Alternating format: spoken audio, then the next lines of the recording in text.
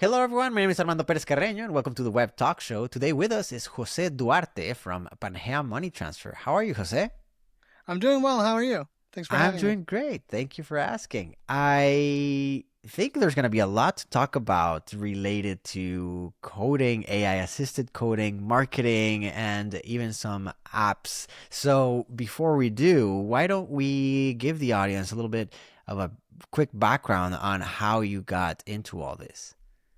Yeah, so I am a performance marketer. I have been working in marketing around mobile apps, finance, um, loans, and those kind of things for about 15 years now. And I've always done a little bit of everything. I've done some product management, I've done editorial, I've done creative, and my biggest area of focus has been performance marketing. And so in this last year of with AI being such a buzzword, we had I was saying earlier, one of the a vague company goal, which is not usually a good thing, but in this case it was nice where they just told us, you know, AI is this new thing. We don't know what it is you can do with it. Just go try to figure something out. Mm-hmm. And I was talking to somebody from our product team, and they had, one of the things they did was they launched a feature in record time. It was super fast. Mm-hmm. And I asked them how they did it, and they used this tool called Lovable. Mm-hmm. And so if you haven't used Lovable, it kind of looks like ChatGPT on one side, and then on the other side, it basically builds you a website as you chat with it. And so started playing around with Lovable, and I decided for a long time I had this way that I analyzed Facebook ads, and it Mm-hmm. usually the way that I had to do it, I had to download a CSV, I had to transform the data, I had to make a pivot table, I had to fidget around with a pivot table for 20 minutes, and then maybe I finally was able to get the insights that I wanted. And so with Lovable, it took me about 2 to 3 weeks and more all nighters than I pulled in college, just because I got so into it. And I was able to build basically build that spreadsheet into a web app. And not only was I able to do that analysis that took me so long to do, and I did it once a quarter because it was so long, I was able to do it instantly, and I was able to do it from multiple different angles with multiple different campaigns, and it just really helped us perform really well toward the end of the year. Like the last 3 months at Pangea have been record months consecutively, to the point where like we're scared for the next month to come because like what if it isn't a record month anymore? Um, and yeah, and so after Lovable, I that was around the end of the year, and there was a big update to Claude Code that came out Mm-hmm. around that year. I think I forget if it was exactly when they introduced it, but the agents feature that Mm-hmm. Claude Code got a lot better, and so I Mm-hmm. decided to jump into that, and then after that, I have a lot more to tell, but I figured I'd stop there and let you talk a little That's bit more. that's a great beginning because keep in mind if you're listening, Jose is not a software developer by trade, correct? Yes, no, I went to school for economics and I got a master's in accounting, and then sort of backed into marketing, and I've worked with developers throughout my career in kind of semi-technical positions, right? I say if it's kind of like if you say I can go to France and I can't speak French, but I'll be able to get around. That's kind of how I Mm-hmm. feel about software development, right? Like put me in a code base and I won't know what it says, but I can kind of move around it. That is a very interesting point that we're seeing across the board. People who were not in the software space ever, and because of where the tools are now, it's become so easy to get into it.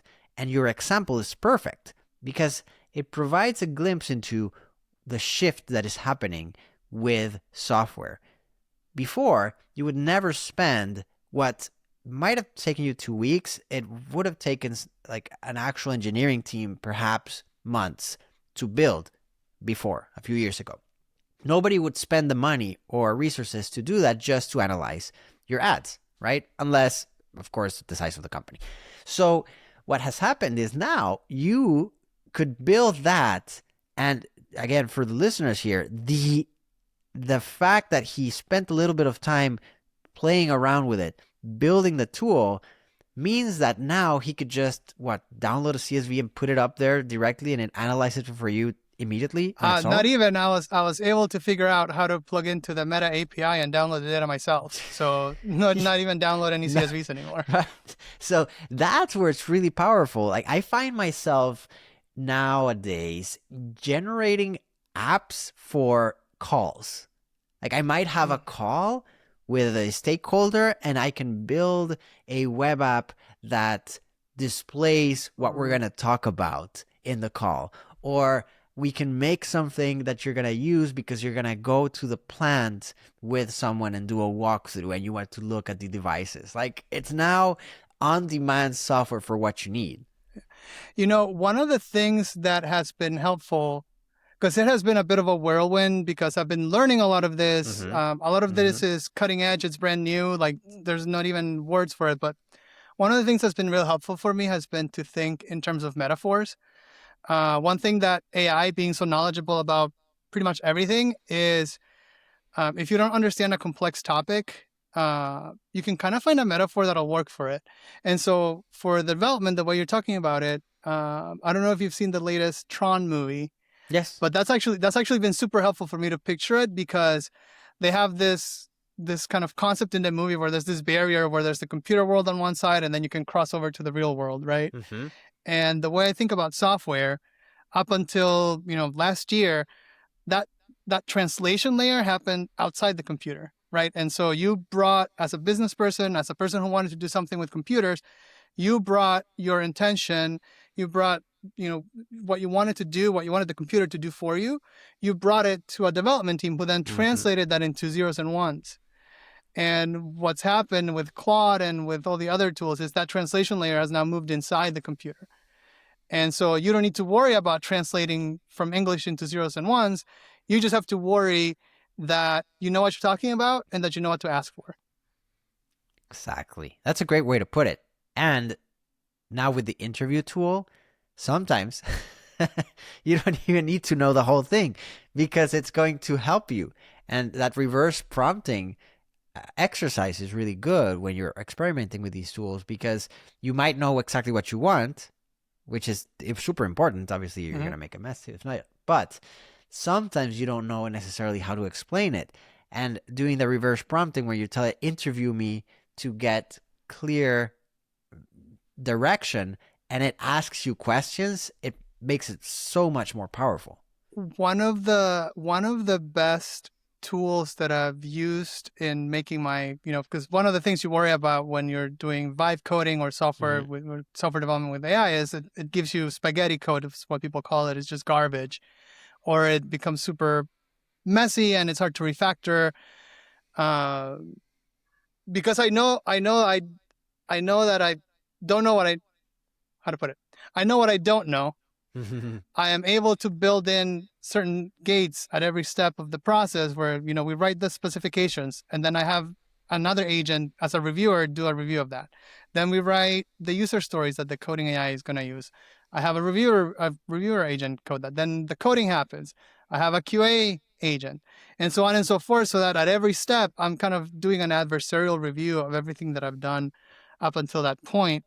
And so that helps keep the quality high, because you're not just like, I have this idea and I have this idea. I think the problem a lot of people have with software is, like, it's very easy to come up with an idea and then see if it works. And then, it works. But if you don't take a step back, or you don't take the time to review and have the AI fix it, then that's when you get in trouble. That's a great point.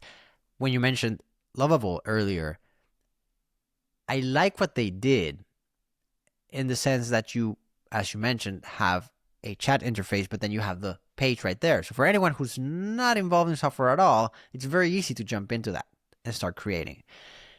If you're using Claude Code or Codex, typically you're in the IDE, you're in the development environment, you're coding, then you have to open a separate window, and that's where you view it, etc. So it's a different paradigm, but a lot of people can do the jump pretty easily once they've got a taste over there, right? But what you're saying is super important, which is the whole agent side, because you might be doing some things in something like Lovable, and I know all of these tools get better every day. But as a general example, if someone just goes in and generates something, it might look good, but then once they start iterating on it, a lot of stuff can get lost, it can get confused, and they don't have good source control or something, depending on the person, right? They might not have steps to take care of things.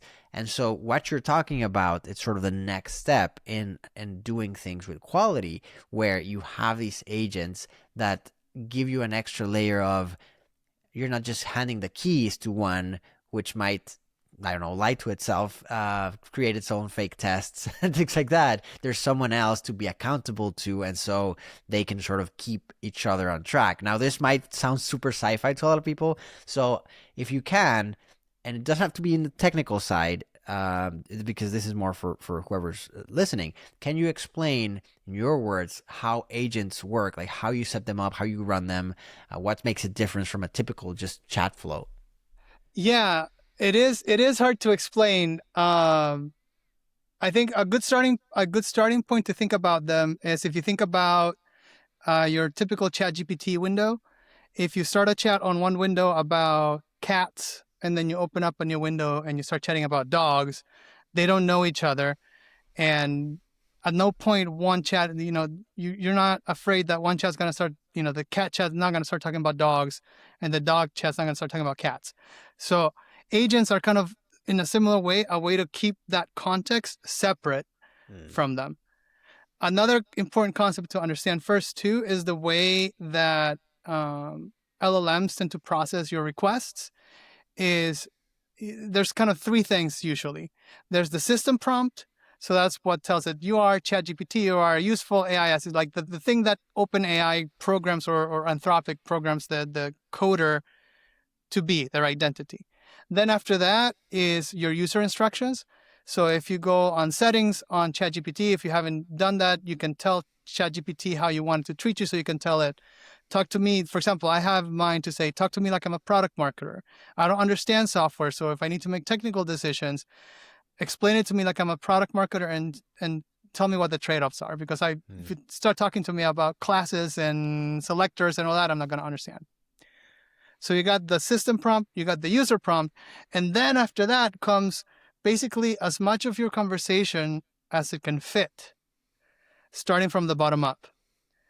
And so if your conversation gets too long, once it starts passing it on, it forgets the top part, which is usually the most important part, because that's how you started the conversation, where you tell the AI what you want it to do. And that's when AI starts getting dumb for you. That's when people start having issues.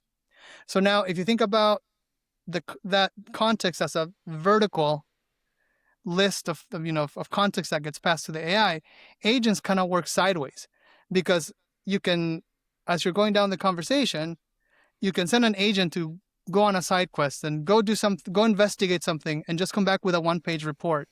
And so now the main AI that you have didn't get a bunch of text to fill up the conversation and more easily forget the beginning. Now I just got maybe a one-page report. Another thing that you can do with agents, and it can get very sci-fi. For example, once I started getting into iPhone development, I was like, why not have Steve Jobs consult me? And so I have an agent that essentially impersonates Steve Jobs to give critiques of product decisions. And that's different from another agent I have that is trained only on Swift and Swift UI, which are the Apple programming languages. And so now I can have, when I make a new feature, I can have fake Steve Jobs review the feature as he would do it. And then I can have the Swift UI agent review the code quality. And they don't talk to each other. They don't know that the other one's doing anything. And so that kind of keeps things tidy, and also keeps things focused and in their expertise. Yeah, that's a great way to explain it. So for those who don't know, as Jose just explained, that context window, depending on the language model, can be larger or smaller. So some higher end models have larger context windows, or some newer models, some have smaller. And so sometimes when you're chatting with them, this might have happened to you, it seems to be very good, but then it starts to sort of not be so good. And that is typically around the time it starts getting close to that context window. And what some of these models do is they compact. Once they're getting there, they start summarizing the past conversation so they can keep track of it, but still there's something lost there. Because it can't keep the full fidelity of it. So what I think what you're explaining, the way you explain it is really clear, because this means I can have this conversation and maybe I'm using 10%, and then I send this agent to do some research that takes a lot of context because it's browsing websites, it's doing a lot of stuff. It has its own context, so maybe that one uses 20% of its context. But then, like you said, it'll create a very simple summary for me. It doesn't use a lot of tokens, gives it back to your main agent, who then can use just that, and it didn't fill up the rest of it. A good example is any kind of layout issues that you have with Swift or Swift UI. It's Swift UI, especially because Apple changes it so much. It's not like these models are trained on it, right? Because the cutoff dates for when they train are so old. So, like, for example, the stuff that Apple released for macOS 26 is not on the training models yet. So I can have an agent and go look at the entire documentation of macOS 26, which would kill the context window of the main agent, just to get the answer of, like, so how do I make a table? Right. And so it can go look at the entire documentation, figure it out because everything changed, and then just come back and be like, you do the table this way. And now the main coding agent just knows that, and it doesn't need to get everything else polluted or forget.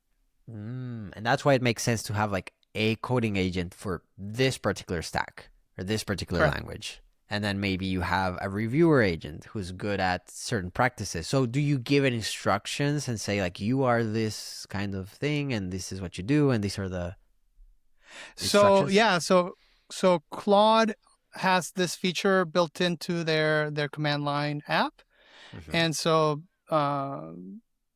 when you initiate it, you usually initiate an agent. You can choose it to be for the project or if you want it to be global, and then you just kind of give it a description. So you just tell it in plain, as if you're prompting a regular chat conversation. You prompt it what you want, and obviously you can be as detailed or as little as you can. So, for example, for the example I gave you about Steve Jobs, it can be as simple as, you are Steve Jobs and you critique products with an eye as he did, right? And the reason I picked Steve Jobs was not just because he was the head of Apple, but because that has so much baggage about who the person is, and the AI will know how that person thought, how that person acted, how that person spoke, and so it can train it that way. But if it's, for example, for Swift and Swift UI, you tell it, okay, and then you because you know, for example, for that one, I specifically told it, your model is not trained in macOS 26. So any question you have to go to our website to look for the answer before you give anything. So you can give some information like that. You do it up front, and then you don't worry about it. In the last few updates, Claude has even given agents memories. So they write their own files, and so they can remember. I can ask an agent how we did something today, and then in 5 days maybe we have the same bug pop again, and I can ask, hey, how did we fix that thing? And it can remember, oh, we fixed it this way, and then it does it. That's really nice. I don't necessarily want to segue that far yet, but I really like how OpenClaw handles that, where it has the little memories for each one, and it's been very useful. We use it for some hobby projects and things and reminders, and precisely that memory part is really nice, because it's just like, oh, you just go to that one and be like, oh, let's push this code to Cloudflare. And in a new conversation, I would have had to explain, you have to connect using the CLI, use Wrangler, use this thing and connect, and this is the environment variable, and etc. But since it has those memory files, it's like, oh, I saw my memory, I know how to do it, and it just does it. Exactly. What is your main flow for like something that's agentic, where you have agents? Do you start in a main conversation and then tell it, use this agent, use this agent, use this agent? Or do you have it set up in a way where you just tell it what you want and it understands which agent or agents to use? So I feel like almost everybody that gets into Claude with Cly ends up building their own plugin that Mm-hmm. handles their work. So I built a plugin that has my workflow that I like, and it's a very standard software development flow. So I built a skill that it's essentially a virtual meeting. Mm-hmm. So that's how any feature idea that I have, I start as a virtual meeting. So that plugin, depending on what the project is, if it's a web project or if it's an iOS project, or sometimes I even, it's even a blank folder, it'll figure out, okay, it's an iOS project, and based on the code that I see that it is an iPhone app for travel. Based Mm-hmm. on that, I think we should have these 3 agents in attendance for this meeting. Oh. And yeah. And so the reason I do it that way is because if we're in that meeting construct, it doesn't code. Because one thing you've Mm. probably noticed is those coding AIs really like to code, and you Yes. can tell it don't code, but it read the wrong thing and then just like changes your Yes. code base. So keeping that in that meeting, it knows to stay in the meeting and not code, and it lets me rant as much as I Oh, can, and then that's it a good orders my one. thoughts. It orders my thoughts before doing anything. So sometimes I even tell it I need to rant right now, so like don't. And so it knows how to do it. And so after that meeting is done, I have a BRD, a business Uh-huh. requirements document, that I then take to another plugin that I didn't make but I found, called Lisa, named after Lisa Simpson, which will make sense in a minute. Mm-hmm. But Lisa is a planner plugin, so she takes the BRD and then turns it into user stories, like a developer team would turn things into user stories. Mm-hmm. And so Lisa is another plugin that it uses that interview method. So it takes it tries to infer my intent from the BRD document that came out of the meeting as much as possible. And then anything that it can figure out, it asks me. And that's Mm. usually when I get into like the really technical questions where I just sit there and like I read it 3 times and I'm like, I don't know what you're asking me. So explain it to me some other way, right? Mm-hmm. And then after that, I have the specs of the feature that I want to build. And then I would say the centerpiece, like the thing that really helped me accelerate, is the next plugin, which is an official plugin that Anthropic develops, called Ralph. And Mm-hmm. so I don't know if you've heard of it, but The Ralph before Wiggums. OpenClaw, yeah, before OpenClaw was the flavor of the day, Ralph had a moment. And so Ralph is essentially a plugin that I'm not even sure exactly how it works, but my understanding is it sets its own tests. It creates tests, and they fail the first time by necessity, and then it just keeps coding and coding and coding and coding until the tests don't fail. And so sometimes it can work for 30 minutes, it can do 30 loops, 40 loops, and it hasn't finished coding because it still has this one little bug. And you don't have to touch it. Usually you have to give it permission, or sometimes it'll ask you, but for the most part, it runs autonomously. Mm-hmm. And then it finishes. After that, I do a manual QA of it. So one thing I've actually recently incorporated into my workflow is I ask the AI to make me a checklist Mm-hmm. of things to test. And so it'll tell me, we built these 5 features. And so open this, click this button, click that, and it tells me everything that I need to do. And I just check off that things work. Nice. And then after that, I just kind of do another, I have another plugin called Axiom that Mm-hmm. is specialized for iOS. So I use that usually to audit the code, and I just keep refining it until I'm happy with it. Wow, that's a great process. I really like the session, the meeting that you're doing. So how does that work in the sense of you said you built a tool. So did you build, it's like a little web app, you go into it and then it has a chat interface and then it decides who comes in and then you chat there, or do you chat in the actual context of Claude Code directly? It's all within Claude Code. All there. So in the same way that the Ralph Wiggum plugin exists Mm-hmm. and the Lisa plugin exists, Anthropic lets you make plugins for Claude, and they're essentially just little bundles of instructions that Mm-hmm. the AI can do. And then there's I think this is a Unix. This is how you know I'm not super technical. There's this thing called the bash loop, which I believe is a Unix thing. And so a bash loop is essentially, it just goes around and around and around. And so the Ralph plugin uses a bash loop to go around and around and around until it finishes. my plugin stays in the meeting loop until I say meeting adjourned. And so that's how I control it. That's how I control it. And then the coding agent can decide based on the question you asked me, this seems like it's a design question, so we're going to ask the designer, or it's a product question, so we're going to ask the product marketer or whatever. Nice. Yes. Well, there's a lot to unpack there. What a lot of people don't realize is that these chat conversations with the LLMs are typically that session, right? And so before they added all the nice quirks and features, it used to be that you started a chat conversation with an LLM, and it's always, and actually behind the scenes it's still this way, it doesn't know anything, right? You send it a question and receives it and gets you back. You reply, it does not remembering what you said it's actually receiving the whole conversation again, and then it knows how to answer. And that's why the context grows so much, right? Then they added a bunch of stuff onto it because of how people have been using them and making them better and all that good stuff. So what happens is you tell it to do something and it might do something, but there's nothing to tell it to keep going. Like they're not alive like us.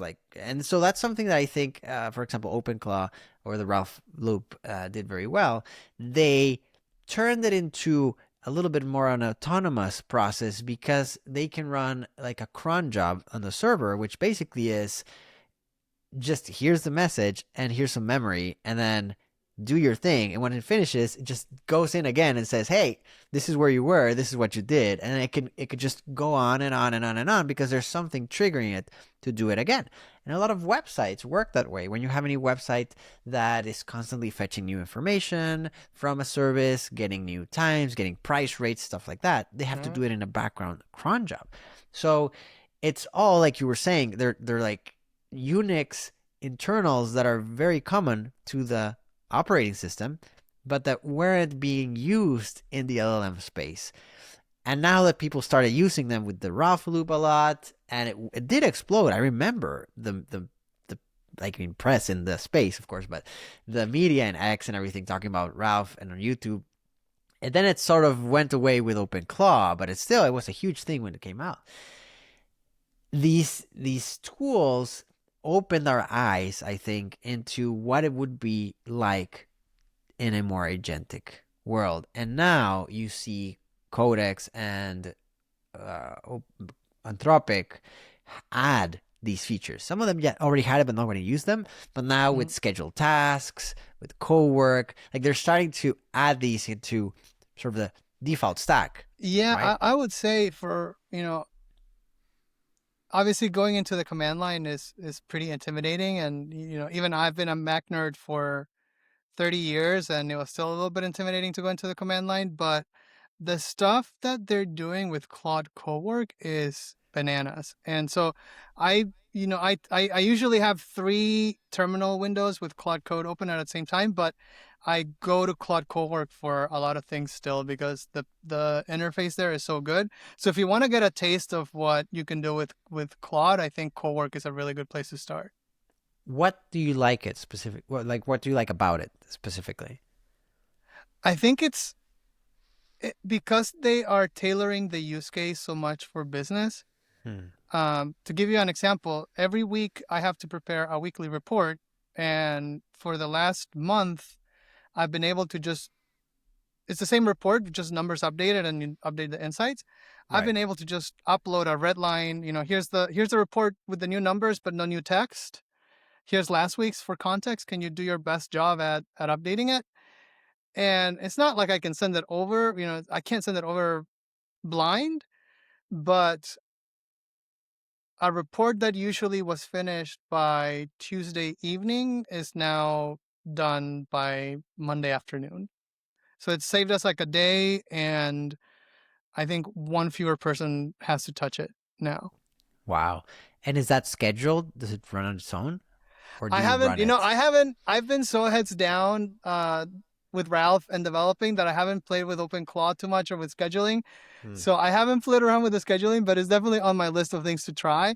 Right now, I literally just drop Monday morning when I get the template, I just drop the report into Cowork and give it last week's. And now I actually just have a folder where I just keep dropping the reports every week, and I just say, hey, the new one's in there. Right. So I think I'm very ready for it to be scheduled. But more so than the scheduling, I think what's impressive is how good the writing and the insights are. Yes.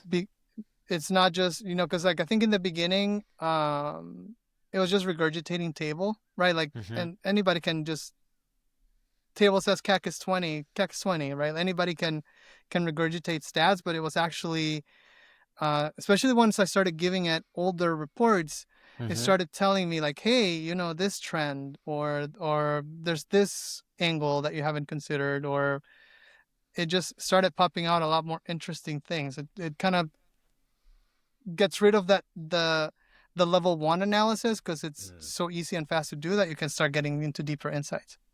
That's an amazing point. The power that these tools have, sometimes we forget because we use them for basic things, but they can do very advanced understanding of knowledge and calculations with code, of course, but they can abstract data or information from data, which is very interesting because like this morning or last night, I don't know, we were working on a voice agent and we gave it a price sheet and we were testing the price sheet so it could respond with prices. And then I asked it something very basic. I just looked at the price sheet and just asked it something really basic, one of the terms there, just to get the price back. But it said, like, okay, so here are your options. And I'm like, options? But then it started telling options. It was like that one, but then it also read ahead, and there were like 3 or 4 more instances of that word within the context of something else. And it was like, if you want this, but with this variation, it's this much. And if you want this thing that includes it as a bonus, like it went deeper. And I was like, oh, wow, okay, thank you. So, yeah. No, I think so. I think the most impressive thing that I've seen Claude Cowork do, so in the Mm-hmm. in the app that you can download, a few weeks ago, they also launched a plugin for Chrome Mm-hmm. where it can control Chrome, Yes. and it was a little scary, right? But I was just curious to see what it could do, and so I'm going on a trip to Japan for my 40th birthday in a couple of weeks, and I don't know what got into me, but I just decided to let it wild on my Gmail. And I said, hey, there's my Gmail. I'm going to Japan in a few weeks. Here's the dates that I'm going. You should be able to find, I didn't even tell it what to look for. I said, you should be able to find plane tickets. You should be able to find hotel reservations, and you should be able to find like event tickets for places that we're going to go to. Also told that be careful because I've been wishy-washy with some hotels. So Mm. some hotels you might find that I actually already canceled. It took about 20 minutes. It went through my entire Gmail.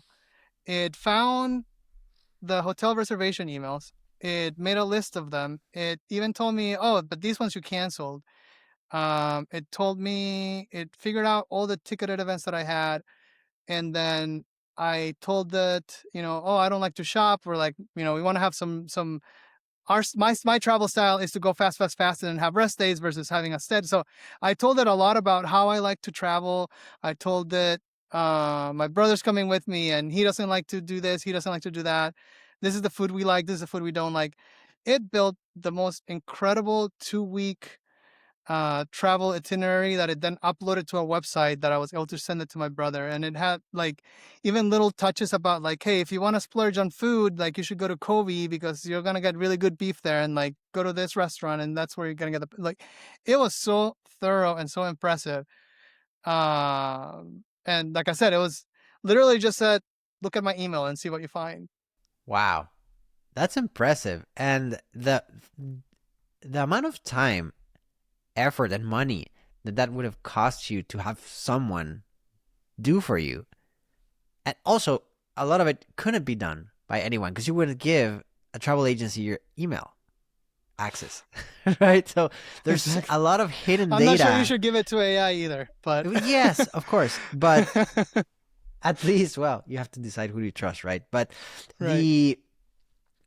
the way it can get access to, especially like yesterday, 2 days ago, Google released a CLI. I don't know if you saw that I it now haven't. provides easy access to all the Google tools to an LLM. So instead of, as you know, if you built an automation in an A10 or anything like that, it's hard to get everything set up in the auth and all the scopes and the instructions and permissions.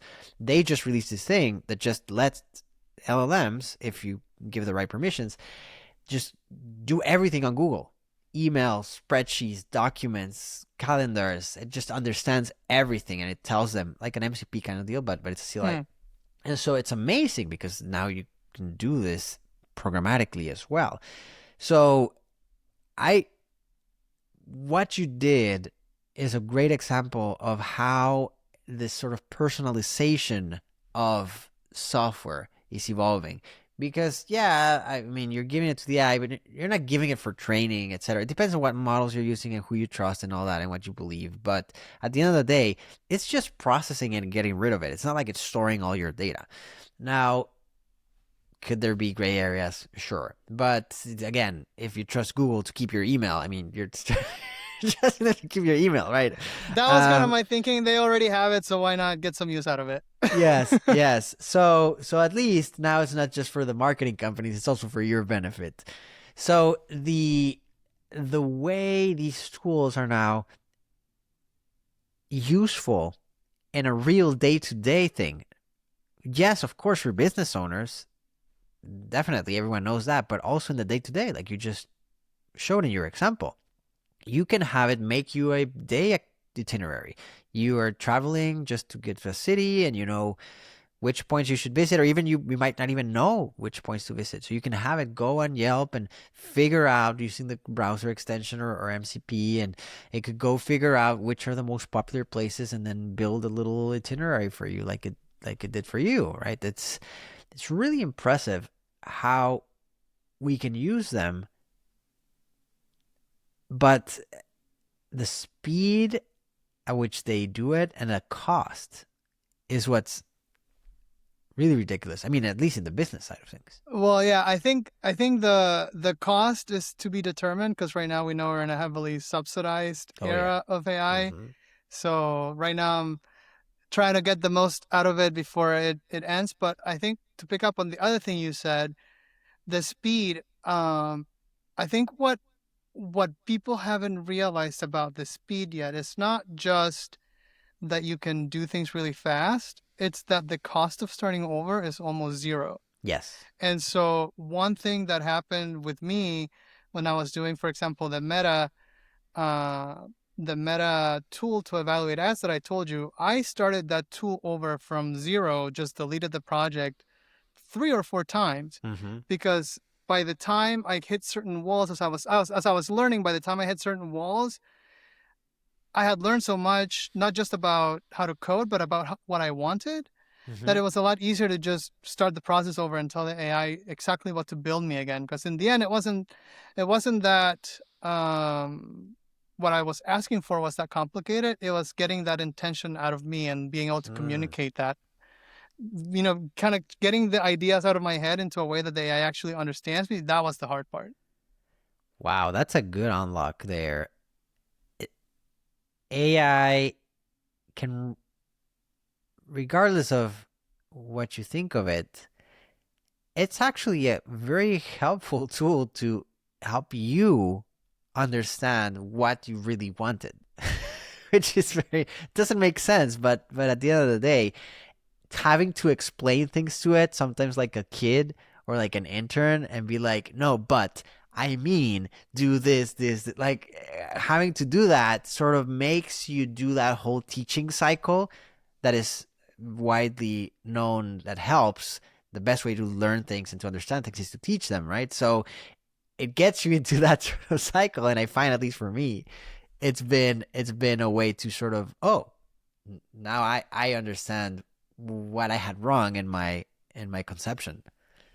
Like I said, a lot of times when I hit a wall, I just ask it to explain it to me in a certain way. Or for example, I think I mentioned earlier with that meta tool, I kept hitting a wall with pulling the data from because that is a very complex thing of hooking up to the Meta API. So I kept hitting this wall where I was either pulling in too much data and timing out, or I was calling the API too many times and Meta was blocking me because I was making too many requests. And to make a long story short, I eventually started working with the AI in a metaphor. And we came up with this metaphor together that the ads were like people at an airport that were in the data, they were picking up their luggage. And so just through that, explaining that metaphor of like, oh, and then people walk here and they pick up their luggage here and they go there, and then do they go home and then come back for more? Just through walking those scenarios logically, I was able to abstract the more complex topics that I was hitting. For example, in that case, it was something called concurrence, which is how processors manage threads in a program. And so it's like a very complex, like how do you handle the actual silicon on the computer that the AI was able to walk me through just by an analogy that I understood. That's amazing. Using analogies and metaphors is something I haven't heard a lot in the space, but it makes perfect sense. At the end of the day, you're talking to a language model, right? So that's yes. So if you think about it from that perspective, right? LLMs are just big autocomplete machines. Mm-hmm. And so they know literally how to talk like anybody to anybody about anything. So finding the way that you best talk to an LLM is the best way to get an unlock on how to better collaborate with the tool, because then you're speaking the same language. And another benefit that I've discovered is that having that common language sit outside of what you're working on actually helps the LLM pay more attention and make fewer mistakes. So, for example, one of the all-nighters that I mentioned, it was with Lovable, and I kept getting into this, and I don't know if you've had this where, in this case, I think it was a box needed to move 5 pixels to the left. And I just kept saying, move it 5 pixels. And then it did it, and then it didn't do it, right? No, you didn't do it. And it just back and forth. And out of frustration, I don't know what possessed me, but I typed, sometimes I feel working with you is like walking that dog from up, but without a leash, and you're just seeing squirrels everywhere, and you just go off running and you chase squirrels everywhere. And when I said that, it instantly was, oh, I understand. You said that because of this, and you told me that because of this, and I behave like that because of this, and I should fix the behavior. And it just understood, and it fixed the bug right away. Oh, that's funny. And so the conclusion that or the working theory that I have is that and I even built it into my plugin where I have a command called squirrel, and so I can say, hey, squirrel here, squirrel there, because it kind of stops it in its tracks. It's like, squirrel, that's a weird word for you to say right now, right? Because like they're all pattern matching, and you break the pattern, like squirrel, what's that? And so I even built that into the code. Smart. So for example, instead of writing comments on my code, I have a pilgrim that protects sacred code. And so it's like, it gets like very weird. Like I said, it gets very weird and like sometimes sci-fi, sometimes fantasy. But I've had in other projects, random AIs, like you said, a brand new session, never talked to us. AI goes into one of those coding runs and it stops and it's like, hey, I was about to change this, but it says this weird thing about a sacred place. Like, what do I do with that? And so that prevented a bug. Yes. Oh, wow. Interesting. Yeah, that's a great way to go about it. And again, for our listeners, there's all these tools also have, especially like the CLI based tools like Claude Code and Codex, and they have their like Claude.md file and their agents file and things like that, where you can set certain rules, certain instructions, certain things about that particular project, or you can have like global things. And so you don't have to repeat everything every time. There are things like what you're saying now that you can sort of embed into the embodiment of the thing so that it knows to use those, or even have those restrictions, like you were saying, marked in a way that's different, and you can decide how they should behave. Like I'm not saying it's best practice. No, but it works for you. Yeah, and exactly, that's the thing. Exactly. Like, yeah, I think you said something very important earlier, that everyone who starts playing with these builds their own like little plugin, or they build an orchestrator, or they grab someone else's and they sort of adjust it. It's because we sort of want to put our own flavor to it. And this reminds me of the old IRC. I mean, you're about to be 40. The old Yep. IRC era where we would chat through IRC. It was this thing. You had a program on your Windows computer because nobody had Macs back then, and you would like type something. You could join a channel and you could talk to random people and random places, but there would be channels for like cities and stuff. But people would mod these. They would theme them, and so everyone had their own. Not everyone, but people who got into computers and stuff, they would go in and modify. They would skin their program, and it looked different, and it had little emojis or things, or ASCII characters, not emojis, but and the same happened with Winamp when it came along, right? So I think that's sort of coming back, where people are starting to use these tools, but then they want to sort of make their own flavor of them so that they're not fit into a box necessarily. Yeah, and I think because they are so text-based, it's a lot easier to just mold them, because at the end of the day, it is just communicating. And I think that's one of the things, having worked, because I wasn't like AI skeptical, but I didn't understand where it was going to go, what it could do. And, there's a lot of talk about effects on jobs and what that's going to do. And I do think there's a lot of concern there. But the one thing that I've come away with is, the one thing that AI will do is it will make creativity that much more important. And I think even the models themselves will need it, because one of the things that people start talking about is they're running out of things to train the AIs on, right? Because they've already trained it on everything. Right. So the only way to give it more training data is for people to be more creative and produce more stuff and write more and make more things. Wow, that's a great concept. So for it to actually evolve and become better, it still needs the humans to be creative and to start generating things that they can then learn from. Exactly. I'm listening to the Origin book from Dan Brown again after many years, and it's funny because it fits perfectly with the current state of things. Like there's this AI and it can talk and change voices and things like that, and it's very smart, and it was really sci-fi even a few years ago when it was written. It's not so old. It's not like when you read Asimov stuff from the 50s, which is like way ahead, and it's still like more avant-garde. Even more so now, I feel. for sure. But like this particular book, it's like you hear it now and it's like it's perfectly possible. Like many of the tech stuff that seemed just a few years ago completely impossible. And it's just LLMs. And that's another thing I think we don't realize. We're just being exposed to LLMs, which is a very basic version of AI in the general scheme of things. There's way more advanced AI, like the ones that's driving self-driving cars and things like that. And in medicine and there's a lot of uses of AI and robotics that we're not necessarily exposed to that are way more advanced, but we're seeing this and we're interacting with it, and it's amazing. So if you can sort of step out of that context and think what's gonna be possible with AI in general in just the next few months, it's it's mind-blowing. Absolutely. Yeah, I think I always dreamed of making apps, and I tried and flunked out of a few Swift courses. Like I was never able to. I just don't have the patience to code. Like I'm sorry about that. But this has, yeah, like I said, it's about how well I can express myself to the AI, and knowing what to ask for, and that's really been such a game changer. And yeah, it's very weird. People say. And I didn't believe this. People say, oh, you're just going to be able to speak and an app's going to appear.